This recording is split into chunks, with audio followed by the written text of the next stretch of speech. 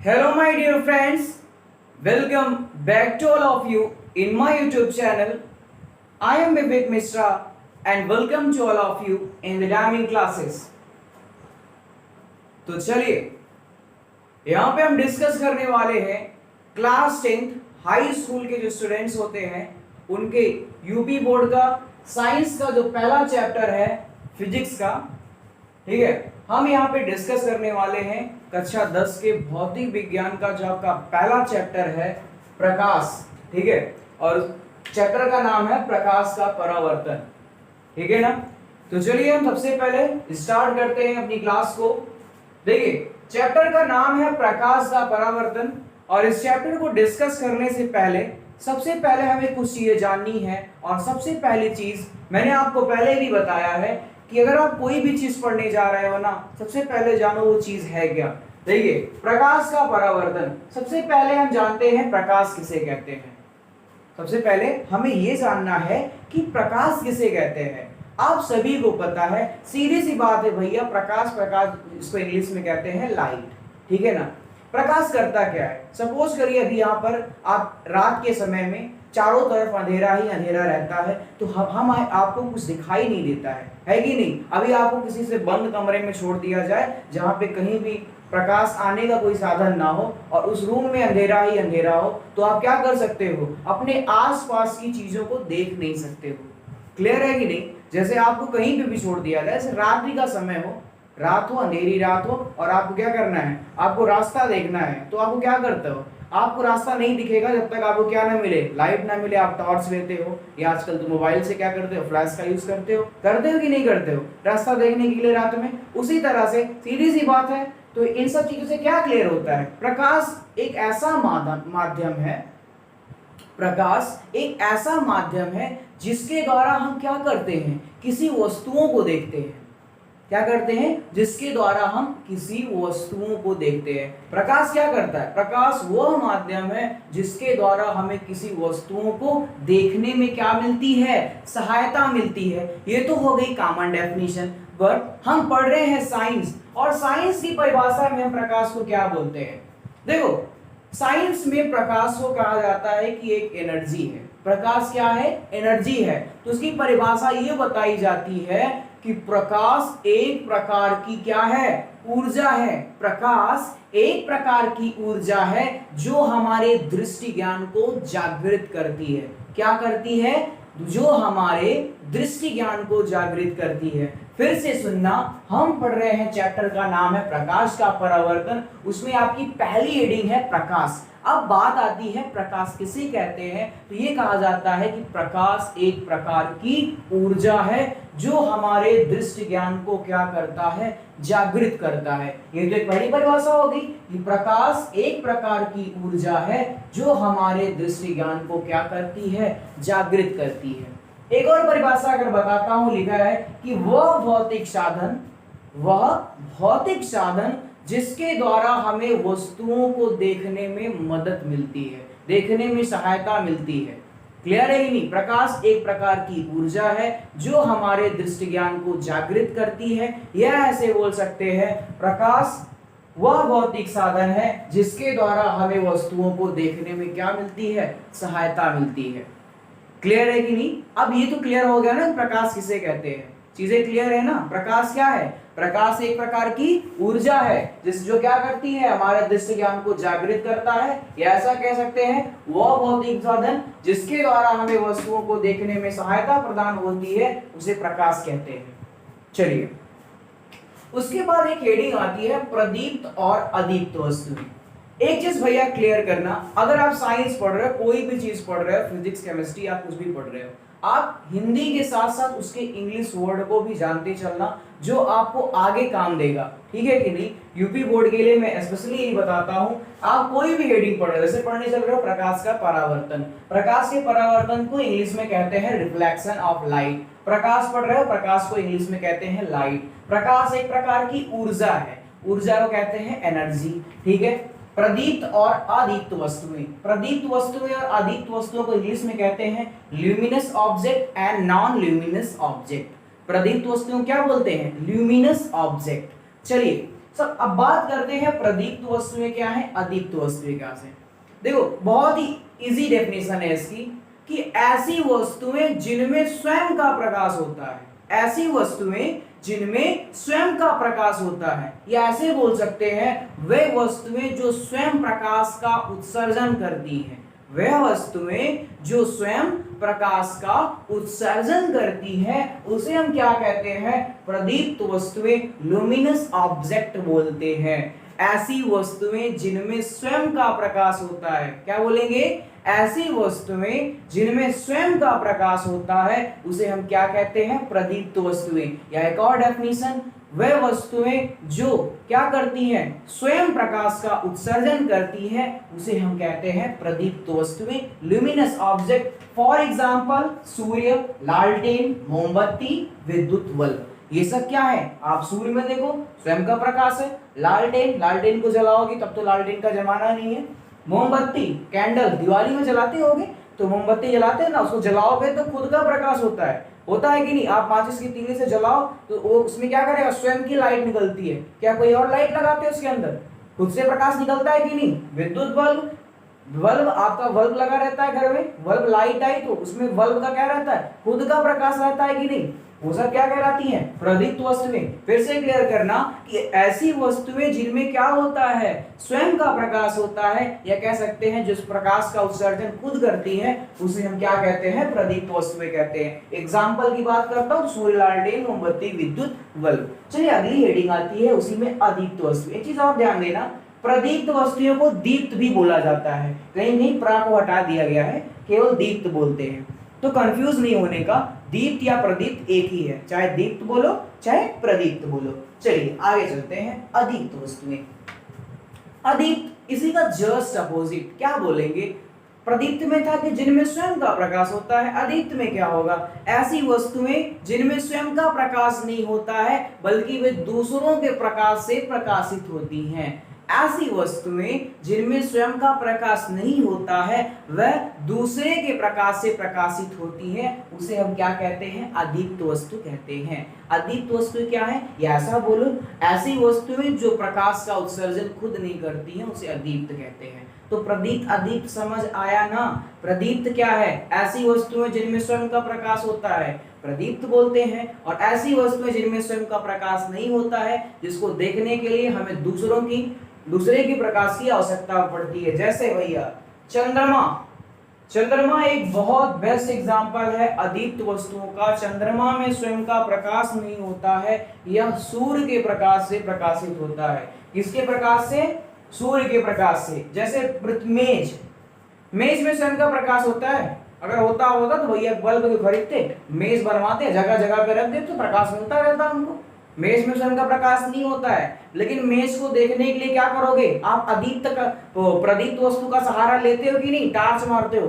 दिन में तो भैया हमें किसी भी दीप्त वस्तु की जरूरत नहीं पड़ती है, इतना बड़ा सूरज पहले से रहता है, तो दिन में तो सूर्य अकेले काम चला लेता है, और रात में इन सब की जरूरत पड़ती है, लालटेन, मोमबत्ती और विद्युत बल्ब, ठीक है ना। लालटेन, मोमबत्ती और विद्युत बल्ब की जरूरत रात में ही तो पड़ती है, दिन में लालटेन मोमबत्ती की जरूरत नहीं पड़ने वाली, क्योंकि दिन में तो सूर्य अकेले अपना पूरा काम कर लेता है कि नहीं। तो प्रदीप्त वस्तुएं क्या है, ऐसी वस्तुएं जिनमें स्वयं का प्रकाश होता है उसे प्रदीप्त कहते हैं। और अदीप्त वस्तुएं क्या है, ऐसी वस्तुएं जिनमें स्वयं का प्रकाश नहीं होता उसे अदीप्त वस्तुएं कहते हैं। जैसे मेज कुर्सी, अब मेज कुर्सी में स्वयं का प्रकाश नहीं होता, लेकिन टॉर्च मारोगे तो मेज दिखती है, और दिन में सूरज निकला तो सारी चीजें दिख रही है, हम आप भी दिखते हैं, ठीक है। ये सब हो गया, हेडिंग क्लियर है कि नहीं।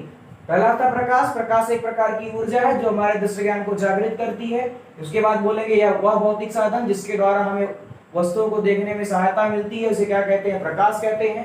प्रदीप्त वस्तुएं या अदीप्त वस्तुएं किसे कहते हैं, ऐसी वस्तुएं जिनमें स्वयं का प्रकाश होता है उसे प्रदीप्त कहते हैं, और ऐसी वस्तुएं जिनमें स्वयं का प्रकाश नहीं होता है उसे अदीप्त कहते हैं। क्लियर है ना। चलिए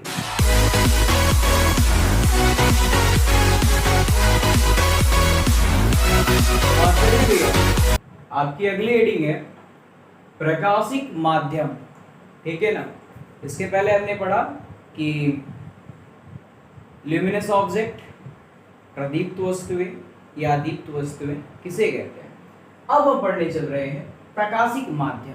प्रकाशिक माध्यम का मतलब क्या होता है, ऑप्टिकल मीडियम, ठीक है ना। चलिए, प्रकाशिक माध्यम किसे कहते हैं? प्रकाश जिस पदार्थ से होकर गमन करता है, प्रकाश जिस पदार्थ से होकर के गमन करता है, इसका मतलब क्या हुआ?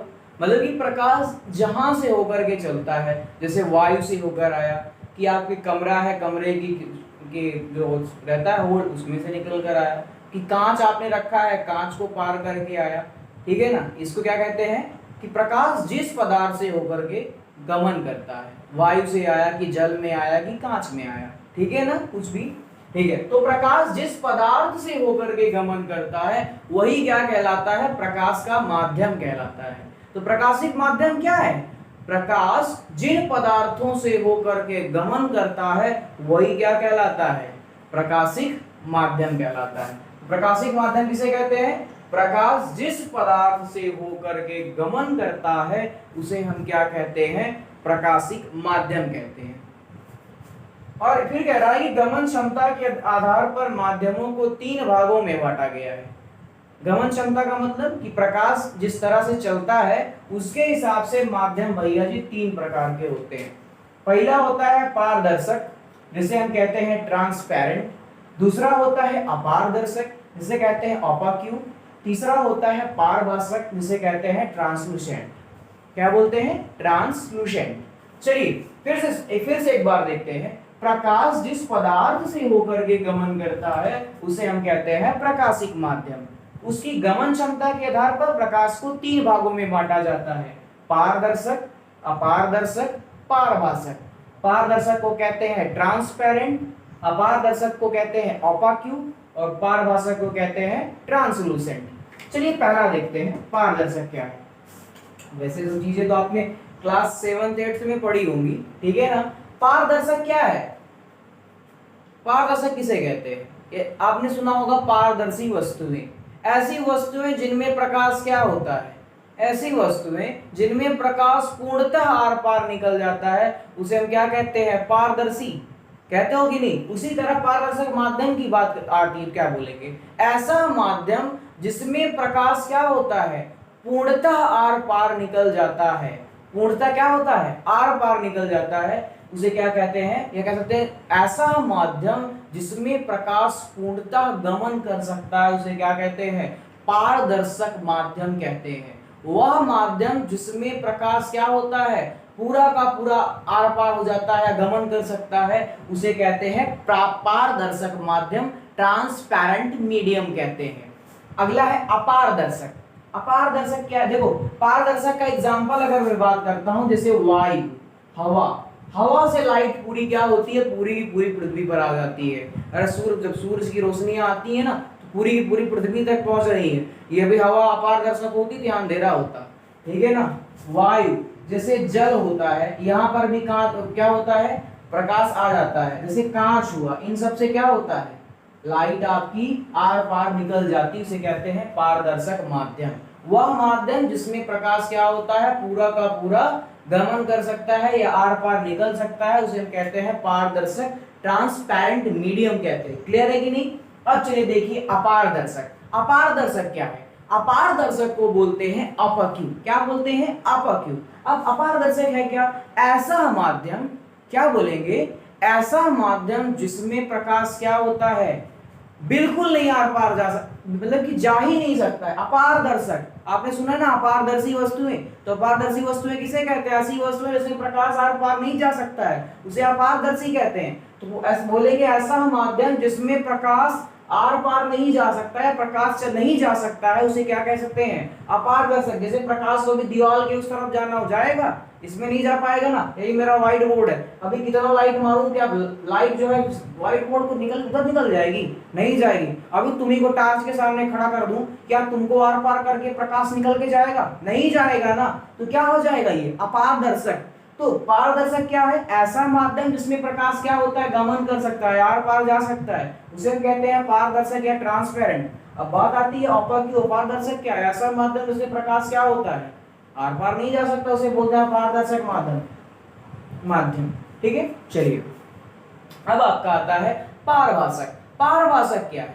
पारभाषक का मतलब ये होता है ऐसा माध्यम जिसमें प्रकाश आंशिक रूप से आर पार जा सकता है।